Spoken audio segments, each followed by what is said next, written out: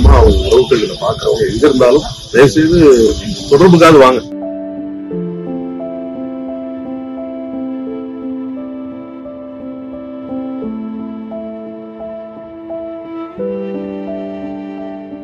துள்ளுவதோ இளமை பட நடிகர் அபிநய் உடல்நலக் குறைவால் இறந்திருக்கிறார். கடைசி காலத்தில் யாருக்கும் இந்த நிலைமை வரக்கூடாது என்று சொல்வார்களே, அப்படிப்பட்ட ஒரு நிலைமைதான் இவருக்கு வந்திருக்கிறது.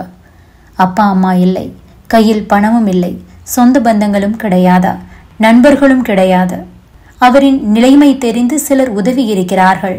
அப்படித்தான் ஒரு மருத்துவமனையில் சிகிச்சை பெற்று வந்திருக்கிறார். கோடம்பாக்கம் ரங்கராஜபுரத்தில் ஒரு வாடகை வீட்டில் வசித்து வந்திருக்கிறார். அப்பா அம்மா இருந்தவரை நன்றாக இருந்தார் அபிநய். அவர்களின் மரணத்திற்கு பிறகு வாழ்க்கை முற்றிலுமாக மாறி போய்விட்டது. 2019ஆம் ஆண்டு அபிநயின் அம்மா மரணமடைந்தார். அம்மா மட்டுமே உலகம் என்று இருந்த அபிநய் அதற்கு பிறகு டிப்ரெஷனில் போனார். பின்னர் லாக்டவுன், பட வாய்ப்புகள் இல்லை, பணம் இல்லை, அனாதையாக வாழ்ந்து லிவர் சிரோசிஸ் நோயால் பாதிக்கப்பட்டார். தன்னந்தனியாக இருந்து தற்போது இறந்து போயிருக்கிறார். லிவர் டிரான்ஸ்பிளான்ட் செய்யப்பட்டிருந்தால் அவர் உயிரோடு இருந்திருக்க வாய்ப்பிருக்கிறது. இருப்பினும் இவருக்கு லிவர் டோனர் யாரும் கிடைக்கவில்லை. 1.5 வருடத்திற்கு மேல் காத்திருந்திருக்கிறார். தற்போது அபிநயின் இறப்பு குறித்து அவர்களது உறவினர்களுக்கு தகவல் தெரிவிக்கப்பட்டுள்ளது. இருப்பினும் அவர்கள் தரப்பிலிருந்து சரியான ரெஸ்பான்ஸ் இல்லையாம். இதனால் தென்னிந்திய நடிகர்கள் சங்கம் தற்போது அவரது வீட்டிற்கு சென்றிருக்கிறார்கள். நடிகர் சங்க மேலாளரும் நடிகர் முத்து அவர்களும் அங்கு சென்றிருக்கிறார்கள். அபிநய் உடல் தற்போது அவர் குடியிருந்த வாடகை வீட்டிலேயே அஞ்சலிக்காக வைக்கப்பட உள்ளது. அபிநய் தங்கியிருந்த அந்த வாடகை வீட்டிலேயே உடலை போலீஸ் உதவியுடன் பொதுமக்கள் அஞ்சலிக்காக வைக்க ஏற்பாடு செய்யப்பட்டிருக்கிறது. இருப்பினும் அந்த வீட்டின் ஓனர் அவரது உடலை வீட்டிற்குள் அஞ்சலிக்காக வைக்க கூடாது என சொல்லியிருக்கிறார். இந்த நிலையில்தான் அங்கு பேச்சுவார்த்தை நடைபெற்று வருகிறது.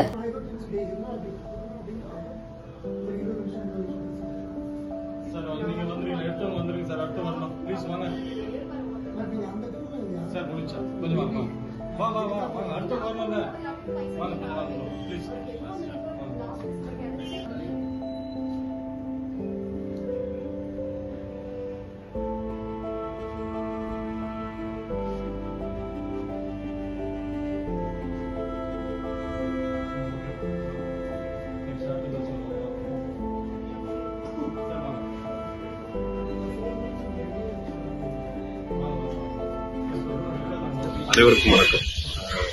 மறைந்த நடிகர் அபிநய், வயது 44. அவருக்கு இன்னும் உறவுகள் எங்கேயோ ஒரு பக்கம் இருக்காங்க.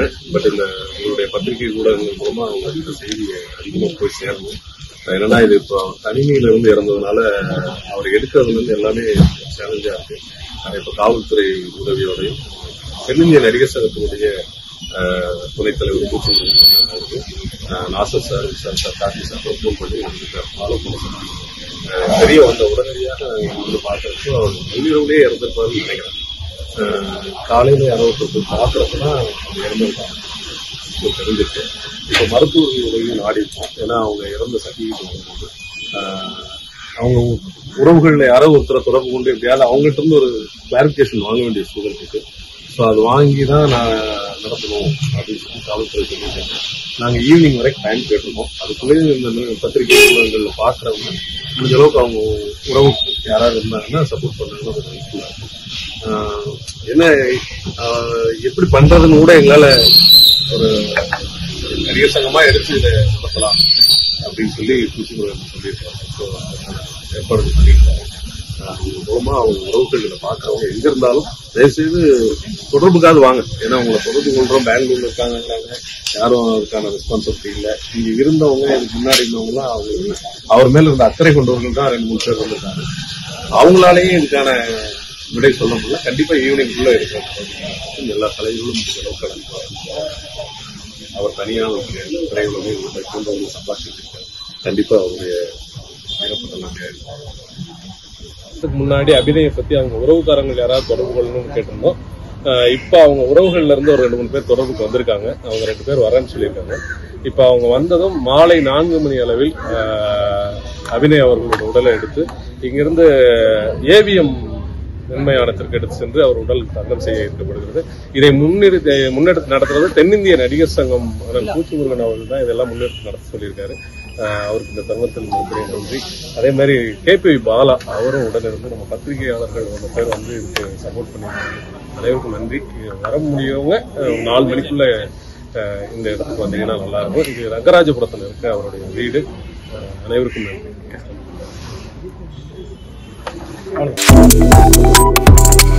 Subscribe to One India and never miss an update.